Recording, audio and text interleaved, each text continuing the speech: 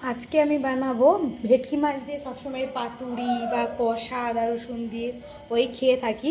তো সেটা না করে যদি আমরা ভেটকি মাছ দিয়ে একটু অন্যরকম, আর শীতকালে যেহেতু ফ্রেশ ভেটকি মাছ পাওয়া যায়, তো সেই কারণে ফ্রেশ মানে যদি ভেটকি মাছ দিয়ে আমরা আলু ফুলকপি দিয়ে ঝোল করে খাই রুই মাছের মতন, রুই মাছে যেমন কাঁটা ছাড়াতে বাচ্চাদের প্রবলেম হয়, ভেটকি মাছে তো সেই প্রবলেমটা নেই।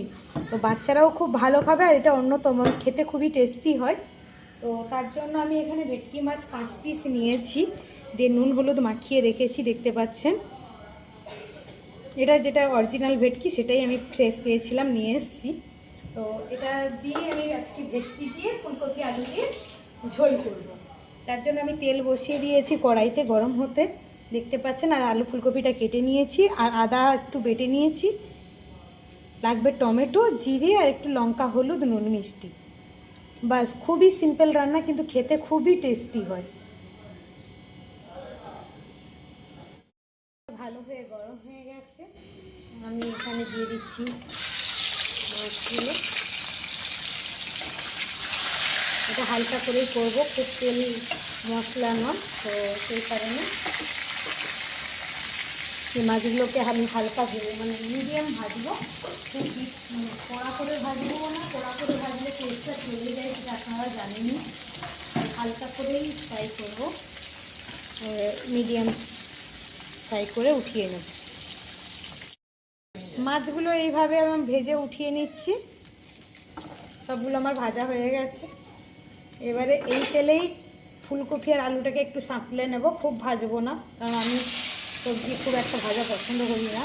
আপনারা চাইলে ছাকা তেলে ভাজতেই পারেন, কিন্তু ছাকা তেলে সবজি ভাজলে টেস্ট চলে যায়, সবজি টেস্ট পাওয়া যায় না। আর যেহেতু আমাদের শীতকালে এত রকম ভ্যারাইটি সবজি পাওয়া যায়, সেই কারণে শীতকালে মাছের ঝোলে সবজি টবজি দিয়ে খাওয়া যেতেই পারে, অন্য সময় তো এত কিছু পাওয়া যায় না। গরমের সিজনে পটল, ভেন্ডি, ঝিঙে কেটে কেটেই বোর হয়ে যায়। তো শীতকালে আমাদের ভ্যারাইটি থাকে, তার কারণে সবজি দিয়েই করা যায় একটু। এবারে ফুলকপি আলুটাও আমি সাঁতলে উঠিয়ে নিয়েছি, ওই কড়াইতেই রান্না করছি। তেল দিয়ে দিলাম, দিয়ে দেবো পেঁয়াজ,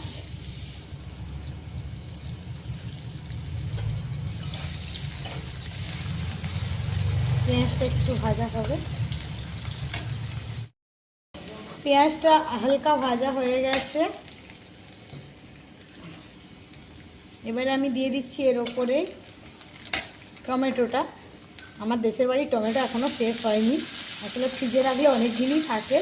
আর দ্বিতীয় কথা, আমি একটু ডাঁসা ডাঁসা দেখে তুলে এনেছিলাম, সব পাকা তুলে আনিনি, গাছ থেকে ডাঁসা ডাঁসাই তুলেছিলাম, সেই কারণে অসুবিধা হয়নি, সব আস্তে আস্তে পেকে উঠছে, তো সেই জন্য অসুবিধা সেইভাবে হয়নি। আর এখানে দেবো আমি একটু আদা বেটে নিয়েছি,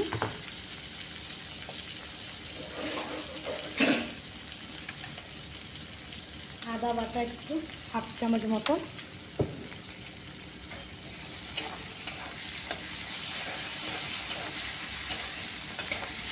দিয়ে এটাকে ভালো করে কষাই আগে, কষিয়ে নিচ্ছি। এবারে অনেকটাই কষিয়ে গেছে, টমেটোটাও গলতে শুরু করেছে। এই পর্যায়ে আমি দেবো একটু জিরে গুঁড়ো নিয়েছি 1 চামচ, আমি হলুদ গুঁড়ো 1/2 চামচ, আর লঙ্কা গুঁড়ো 1/2 চামচই দেবো, কেননা ঝালটা তো আমার ছোটো ছেলে তত একটা খেতে পারে না, তো সেই কারণে। তারপর দিয়ে এটাকে জল দিয়ে একটু গুলিয়ে নেব।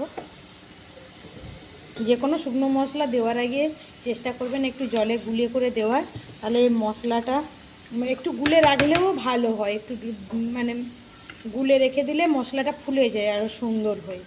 তো এটা এই যে দেখুন আমি গুলিয়ে নিয়েছি, আর গুলিয়ে দেওয়ার চেষ্টা করবেন, দিলে ভালো হয় জিনিসটা। আর শুকনো মশলাটা ড্রাই দিয়ে দিলে সঙ্গে সঙ্গে পুড়ে ওঠে, যদি খুব কড়াই গরম থাকে তাহলে পুড়ে উঠবে। তো সেই কারণে যদি এইভাবে দেন তাহলে পোড়ার কোনো চান্স থাকে না। এবারে দিয়ে দেবো আমি নুন,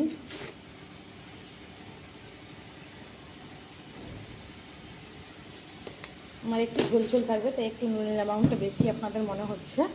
তো আমার ছেলে বারবার বলেছি, আমার ছেলে ঝোল ছাড়া খেতেই পারে না, ঝোল ডাল যেটা হবে ওকে একটু বেশি করে দিতে হবে।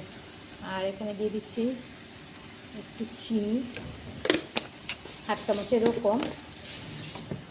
রান্নায় আমি চিনিটা ইউজ করি, সেটা আপনারা জানেনই, কিছু বলার নেই। আপনাদের যদি এটা পছন্দ না হয় আপনারা স্কিপ করে দেবেন।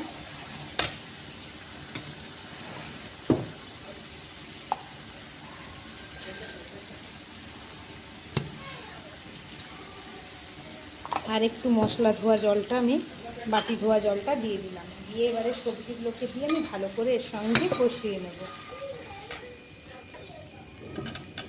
সবজিগুলো জাস্ট সাঁতলানো, ঠিক আছে। আমার কষানো হয়ে গেছে, দেখতে পাচ্ছেন পুরো তেল ছেড়ে গেছে। ফুলকপি আলু প্রায়, ফুলকপি তো বলা যায় বয়েল হয়েই গেছে 80%-এর বেশি, আর ছোটো ছোটো করে দেওয়া হয়েছে। আলুটাও প্রায় 60%-এর বেশি বয়েল হয়ে গেছে। এখানে আমার গরম জল আছে, এই যা ভুল করে আমি অন্য গ্যাসটা বন্ধ করলাম, সরি। এবারে গরম জলটা আমি করে দিয়ে দিচ্ছি।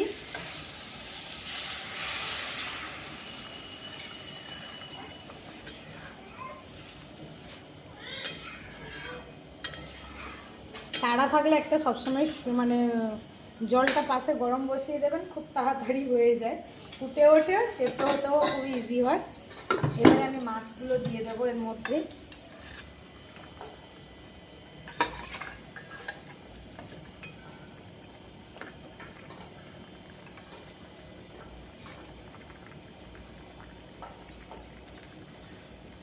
দিয়ে এবারে আমি 5 মিনিটের জন্য ঢাকা দিয়ে দেবো। 5 মিনিট ঢাকা দিয়ে দিলে মাছটাও ভালোভাবে রস ঢুকে যাবে আর সবজিগুলোও ভালোভাবে বয়েল হয়ে যাবে।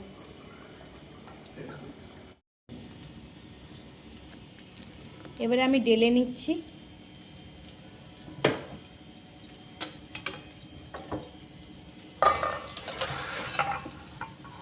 এটা খুব হালকাও নয় আবার খুব রিচও নয়, তো এইভাবে বানিয়ে ফেলুন বাড়িতে, যে কোনো সময় হট করেও হয়ে যায়, যে খুবই টেস্টি খেতে হয়।